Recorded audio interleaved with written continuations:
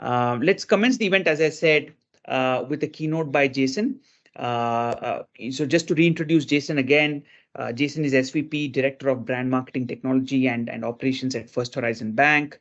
Jason is a strategic marketing technology leader in financial services with 20 plus years of shaping and connecting customers and user experiences using a variety of technology stacks.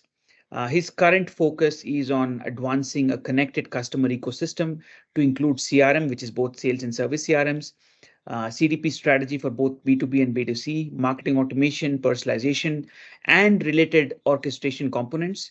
He has defined and socialized the MarTech vision and roadmap for the organization and designed, staffed the MarTech and ops function from the ground up.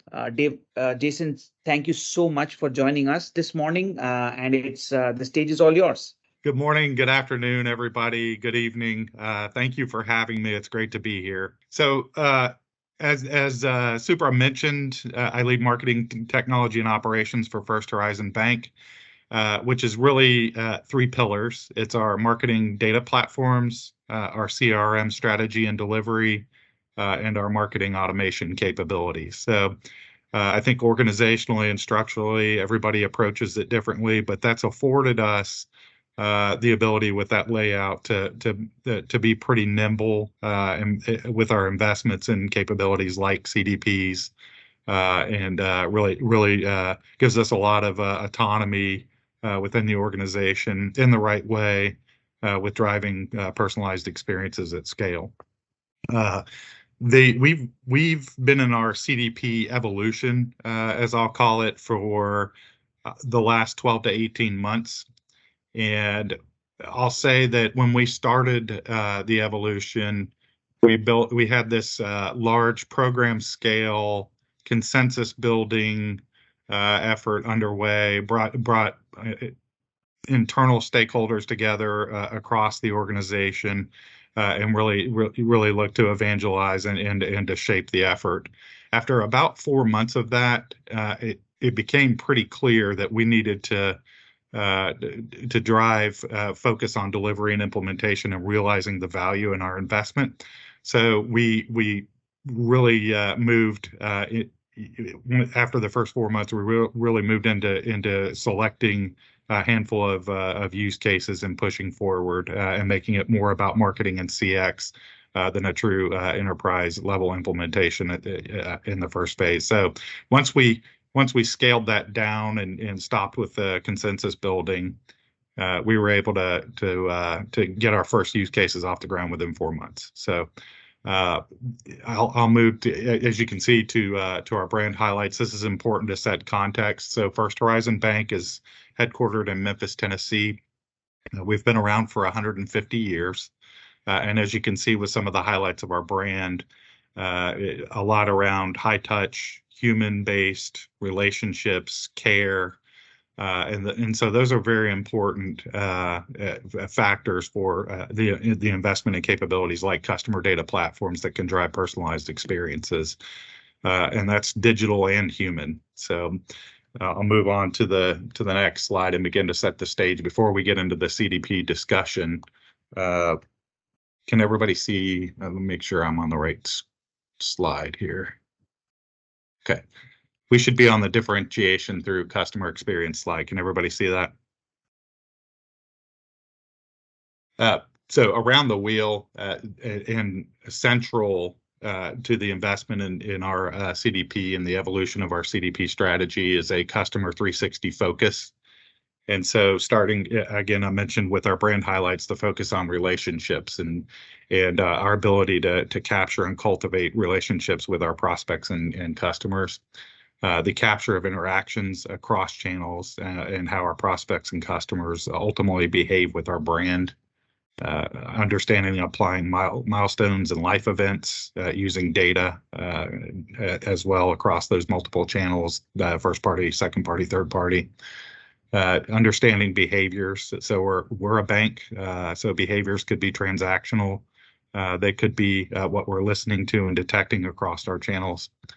the products and services that we offer our clients. Banks are effectively commodity-based businesses, but our ability to differentiate and offer the right products and service at the right time that meets the aspirations of our customers is key and important. Ongoing offers based on propensity, based on trying to grow the business through new acquisition. So the constant and traditional program and campaign-based offers that come from marketing. Our sales team and sales organization and our bankers constantly managing a pipeline of opportunities and deals. And then moving more to I'd say the service side of that 360 relationship. Certainly managing the service requests that come in from our customers across channels and listening to feedback and complaints and closing the loop on those feedback on that feedback and complaints. That's the three-legged stool for us: marketing, sales, and service. Even in I'd say less growth-oriented economic times, I think we've all been accustomed to the pandemic era, as I'll call it. Maybe not so much in the way of new growth and acquisition, but that's why that customer 360 is central and important. Sometimes it's about growth, and other times it's about retention and building trust and loyalty with your customers, and deepening them with the right service at the right time. So a good data-driven foundation is central to that and important to that. As we connect personalized experiences, awareness, constant awareness of our brand through a variety of channels, and through our paid media strategy, in our expanding footprint, driving that interaction with our brand, that engagement with our brand to connected experiences that based on the capture of interest and intent. So the establishment of that identity and profile, who's interacting with our brand, what are they interested in, what's the degree of intent. So those are important capture points that give us the ability to trigger further messaging and content and experiences with those prospects and customers. The orchestration side of it, also important: multi-touch, omni-channel, across the board, connected. Similar brand experience, consistent. Those are all very important. Those are orchestrated processes, and how we personalize those experiences so that we demonstrate to an individual or to a business that they are unique and special in some way, that we've done the work to understand more about their aspirations. Honoring preference, especially in the digital world and with some of what I'll call the younger generations, giving the capability and the wherewithal to capture how customers and prospects prefer to interact with our brand. I think that's central and important. Efficiency, getting scale internally on how we create and shape experiences for prospects and customers at scale, so that it's not a manual, batch-driven push effort each time you want to create an experience for a customer. Measurement, again, connected measurement. What's the transparency you're providing to your stakeholders, your shareholders? How are you measuring marketing performance? How does that ultimately tie into the investment value of a customer data platform? We'll get into that a little bit later. And then finally, optimization, our ability to optimize those experiences because we've got a connected ecosystem. And we can constantly test and learn. I've heard my CMO talk constantly about progress over perfection, and if we're doing everything right, then perhaps we're not optimal. In marketing, I think we all agree that there should be some degree of failure so that we can test and learn. So moving on to the next slide. So now to the customer data platform and how that is the foundational enabler for the context that I just went through. If you start from the left side of this, you can see the customer data platform is central. It's the foundational enabler for connected, real-time, segmented experiences across channels. It's your ecosystem. And so you're at this point, I view the customer data platform as the foundational enabler that's breathing life into your data. It's breathing life into the experiences for your prospects and clients. If you start on the left-hand side, you're working with typically downstream data providers, first party, second party, third party, ultimately that would pipe into your hub and into your foundation, so that you can build and activate strategically driven segments. Who do you want to target and for what purpose? And so that's through a combination of resolving identities. It's what you're modeling from an ML AI perspective. So starting from the left side and moving around the infinity wheel, as I mentioned, customer data platform, central and foundational to your marketing and CX capabilities, to enabling personalized experiences. So we're defining who we're targeting. We're creating experiences through content, through messaging, through the different platforms that are either human based or digital based. All of that's flowing through a CDP as cornerstone. We're defining how we want to orchestrate those experiences, moving down to the bottom right of the loop. And so there's a targeted strategy, or a strategy for how you're targeting those segments across your different channels. As you can see to the right side with the bullets, that I won't drain it or insult anybody. It's the web, it's the email, and so on. What are the channels that you're trying to target your segments for to deliver those experiences? If you happen to have a CRM capability, that's pretty centric for larger sales organizations that cultivate those relationships, aggregate 360-degree views, and so there's a ton around sales enablement, lead generation that you're constantly piping in, and then we're equipping our sales teams with the ability to convert and retain, all of which bridges to a customer data platform strategy, and ultimately you're resolving existing identities for existing customers that you can use to drive for cross-sell and deep relationship deepening purposes. Or as we convert and retain, we're certainly working with sales tools and events and augmenting the banker and sales organization capabilities, in our case with individual products, and we're doing a little bit around one-to-one marketing and creating those experiences on a one-to-one scale. Finally, moving to the bottom left in getting into your measurement and optimization, as I mentioned on the last slide. Some key considerations for CDP selection. The disclaimer here is that each organization is going to approach this differently. So I'm not representing that we have all the answers for CDP selection, but I'll hit on some of the points that we considered as we went through the evolution, and as we have continue to go through the evolution.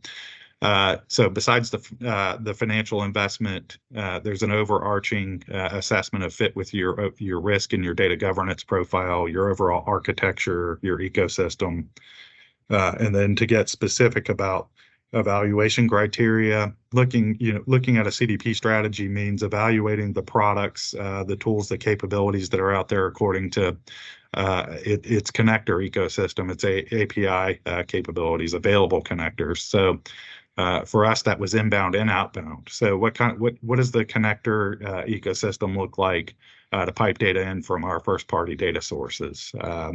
What was available that we could pipe in to resolve identities from third party sources? And then certainly from an outbound perspective, and key and very important is the activation side. So as you're shaping these segments, how robust is the connector ecosystem to be able to push and distribute your content and messaging across channels? And that includes paid and advertising. Security and encryption, table stakes, very important in the evaluation process. And so according to your organizational policies, outside of the traditional data transport and securing the data at rest, making sure that as you evaluate, there's a good fit and profile assessment for that. Resolving to identity key. We've seen this, on our side evolve as we got off the ground with those initial use cases. we had to make some quick decisions. So we decided to go with our proprietary key that comes in from our internal first-party data-driven identification process, customer prospect. But there are different ways to do this, and it'll depend on your strategy and approach. I've seen some thoughts around identity resolution providers perhaps being a good resource, so external channel-based might be an option there.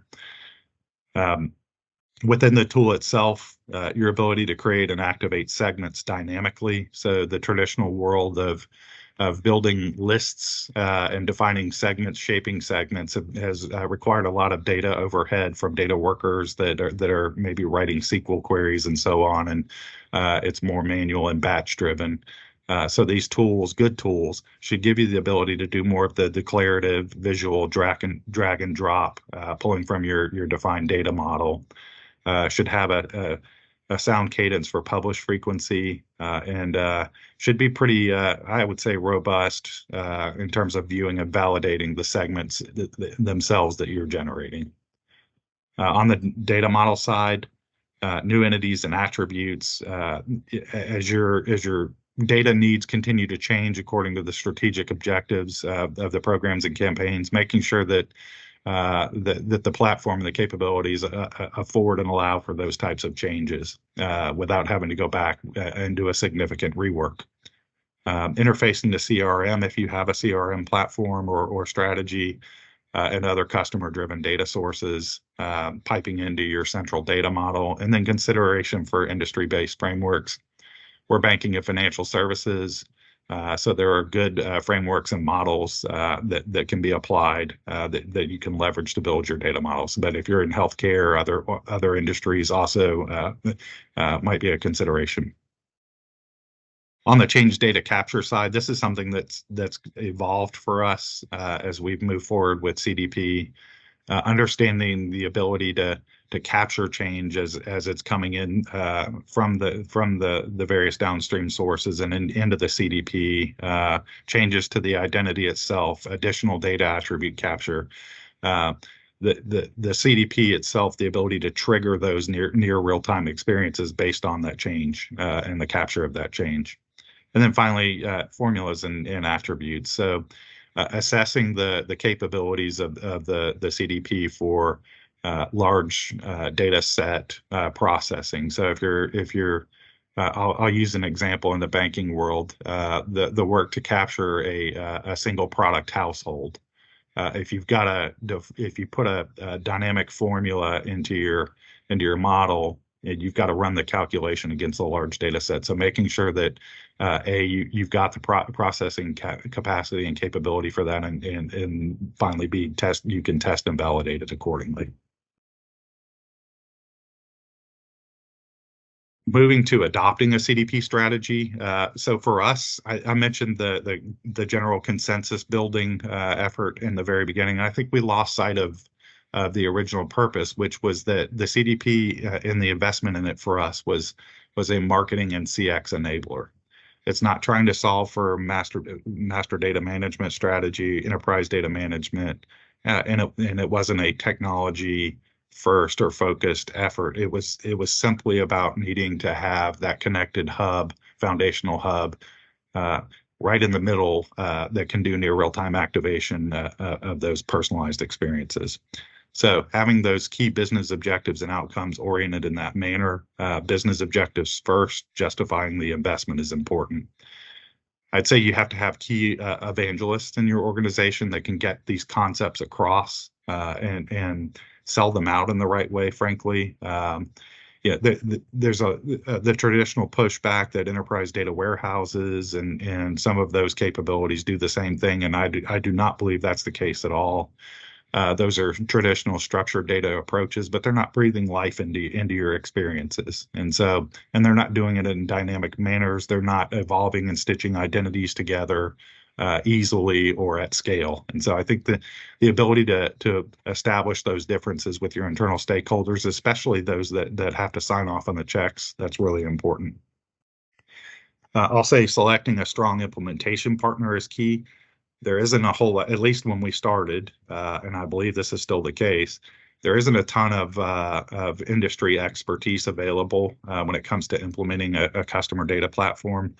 So I would say select a strong implementation partner. There wasn't a reference guide or a manual available that we could follow as we went through this. Quick winnable use cases out of the gate. Don't select your most complicated, orchestrated, personalized experiences as your first use cases. Start with something that's smaller in scale that you can win with. For us, it was an existing onboarding journey that we were already executing, and we replumbed it from the CDP, and so that gave us a pretty solid way to actually test and validate, which is in the next box. Framework for testing and delivery. Have the ability to test and deliver at the individual points of the process, and then full integrated end-to-end testing from data all the way to distribution. Very important. And then finally, ensure that you've got the wherewithal and a foundation for measurement and insights so that you can easily and transparently communicate the value of the experiences that you're shaping and creating and driving through a customer data platform. The next slide talks to bridging artificial intelligence, machine learning with CDP, and I'll just be honest with you all. This is something that we're very early on with. So I'll give you some thoughts, and I'm sure there are others on the panel and in the group here that can take this conversation further. So I'll just say illustratively that the marriage of CDPs and AI, ML can be powerful as an enabler, and generative AI, which is a huge emerging topic that we as an organization are still trying to formulate a position for, that could take things to the next level. So we'll take a customer, Mrs. Jones, and so a lot of the modeling and AI capture and capability can shape Mrs. Jones and ultimately what her experience looks like through models and using data to train. So we know for propensity, for example, that we can identify that Mrs. Jones is a great candidate for next best product or action. But we know that she's also showing and demonstrating signals that she might close her accounts and possibly close her relationship and leave. So that's an important point. The models are telling us that. We know through her interactions with channels that she prefers a human touch, and she dislikes salesy, and that she is really responsive to a formal communication style. And then she's a frequent complainer. She's in with the contact center or in one of the stores, and has frequent needs, and there's a pretty strong feedback requirement there. On the CDP side, from a data capture, her identity as Mrs. Jones and continuing to evolve with some of the key attributes. This is not exhaustive; it's illustrative, but we know she's a highly tenured customer and very valuable to us. We know her different contact points. We know that she's in the Dallas DMA, and we know that she does not like to be communicated with through text messages, and so all of that combines to an optimal experience where if you were to define that and capture that in a single statement, it's a warm, polite account rep outreach, and perhaps some personalized email and tailored web content. From a generative AI perspective, what would it be like to have Mrs. Jones interact with some content on our website and then instantly receive something that's special, unique, personalized for Mrs. Jones based on her interaction from that website, and we didn't have to go through the traditional marketing program and campaign to push that messaging. So again, I'm interested in learning more from others on the generative AI side, but that's a basic use case for me that could be really powerful and resonate. Measurable values of the CDPs. So mentioned this a couple of times now, but the importance of translating the value of investment in these platforms, and so for us, it's connecting to the funnel certainly. So starting at the top with with the impressions and engagement that you're creating with your brand across channels, and eventually the capture of those identities and onboarding those identities in your CDP so that you have those identities in a way that can continue to evolve.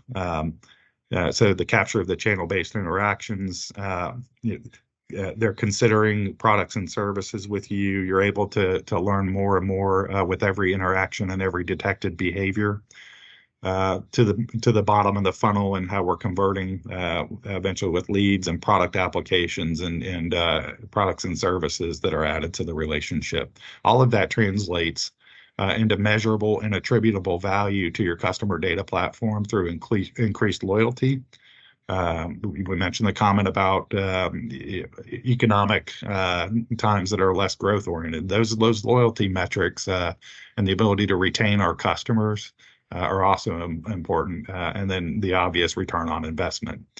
The bottom line, among many things, is the efficiency that you gain internally in your marketing and CX capabilities with campaign time to market, your operational SLAs, and your data accuracy. So just to use a basic example, in the traditional world of driving a multi-channel campaign, having maybe more than one data worker producing the same segment, there could be some data accuracy issue there. And lack of consistency, and ultimately 5x if you did 5x the work to push those lists across channels and activate content that's oriented to each of those channels and so on. So the scale that you get from a CDP as the hub and foundational enabler is huge and important. I'll just use a basic and quick web and personalization example. This is pushing a one-to-one experience with CDP powering it.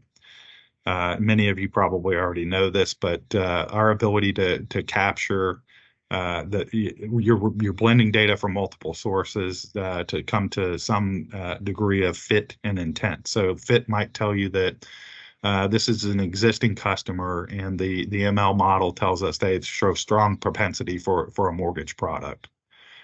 You're also seeing intent signals coming in from the different channel-based interactions that bolster that interest or that score that you can pipe or gather or associate with that individual identity in your CDP, so that you can trigger a personalized experience, in this case, that orients that high value customer to a mortgage product, or maybe it's some type of a wealth advisory product in our case.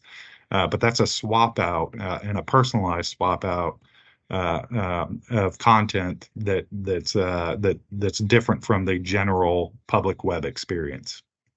So this is an example of where CDP is sitting right in the middle of that, based on that fit and intent, and getting a more tailored, personalized message that can be measured. By the way, it's connected to your measurement ecosystem.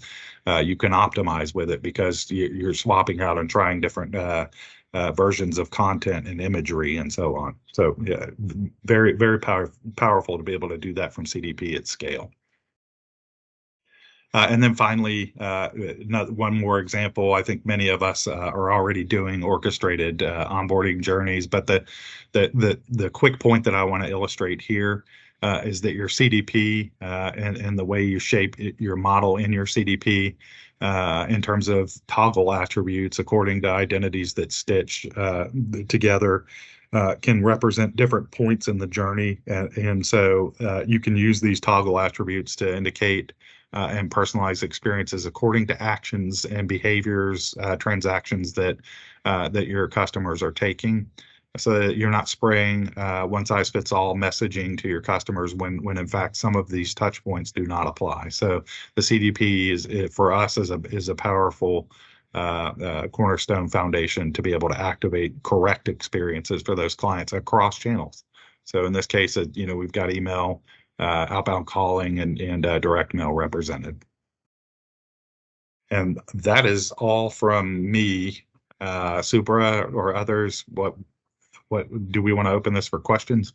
Yeah, I mean, if there are folks who have questions, please just post them on the group. We'll try to take as many as possible, but recognizing that we'll have to keep to schedule as well. But Thank you, Jason. I think that's a fantastic keynote. I think there's so many big takeaways from there. And for all of you in the audience, we will of course share some of this content back as well. Jason, from my side, I had one question. And so firstly, I thought that it's super heartwarming to see that you're giving a very open and honest assessment of how you went about doing this and admitting where sort of there were shortcomings or where there were limitations. And I think one place that I did want to grill you about, because I think many of the people in this call would be considering CDP as we speak, and specifically going back to your slide, they are likely in the establishing key business objectives kind of space right now.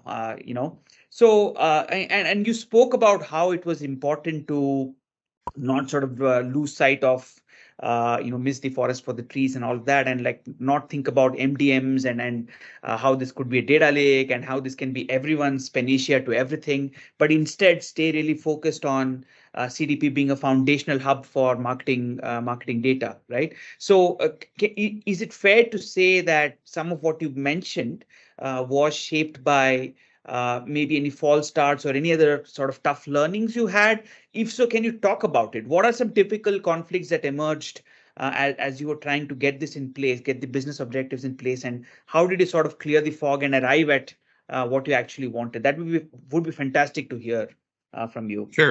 Sure. I think for us, and everybody's different, but for us, we're still not very mature from an MDM perspective, and we've got, because we're a bank, we've got some into customer data and where that data is ultimately sourced, maybe on some older technology. And so when you pull together with larger groups and you have very smart people in the room, everybody wants perfection, right? And everybody wants to have the final enterprise data architecture laid out before you go into the CDP world, right?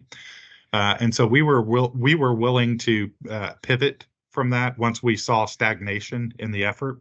We were willing to pivot from that, and remember the focus was that we wanted to quickly shape, or at scale shape, personalized experiences and get those activated out to our channels in a meaningful way. So and we were willing to accept, because in this case, we're not yet in a journey where we're doing anything with transaction accuracy. We're not processing transactions with this, right?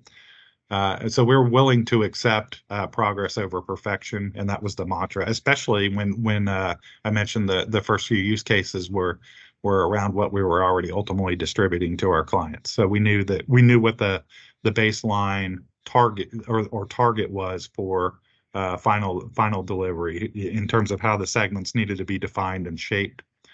So that gave us a very important way to reconcile, if you will, and confirm accuracy.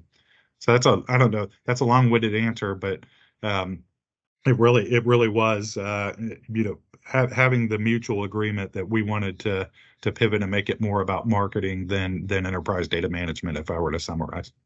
Got it. No, I think progress over perfection perfectly sums it up, I think, right? Yep. So yeah, absolutely. I think when we sometimes get caught up in sort of the details and sort of try to get everything right in first shot, but sometimes it's just important to get things going, and that sort of feeds into what Declan seems to be asking in chat as well. Is it, how long did it take for you to sort of get the first use case up and running, get to that point? Yeah, it took. So we spent the first 4 months, larger scale, and then again, once we locked it down to marketing and CX specific use cases, 4 months for delivery and production, and we launched 2 use cases around the same time in parallel. Got it. And as you did this, and I can see Prabal has pasted a question in chat as well. Just talk through some of the customer data privacy constraints that you probably had to deal with, and how did you sort of think about it, and what were some success learnings there? Yeah, so from a privacy perspective, we've got I'll call it a connected ecosystem for how we're picking up privacy from our different channels, from the web, from email, ultimately who's calling in from the contact center. All of that's centralized in our case, and so we were able to apply those privacy rules coming in from the customers and preference coming in from the customers, take that from a downstream source and ultimately pipe it into the CDP as specific attributes. So do not email, do not call, honoring web opt-outs, even on our public site for California privacy and so on. So those are attributes that we're piping in the CDP from centralized sources. Fantastic. I think thanks once again, Jason. I think it really was an amazing keynote, and I think you've set this up perfectly for the remaining 2 sessions in the morning. So really, really appreciate your time, and thanks for doing this. Yeah, happy to, and thank you for your time, everyone.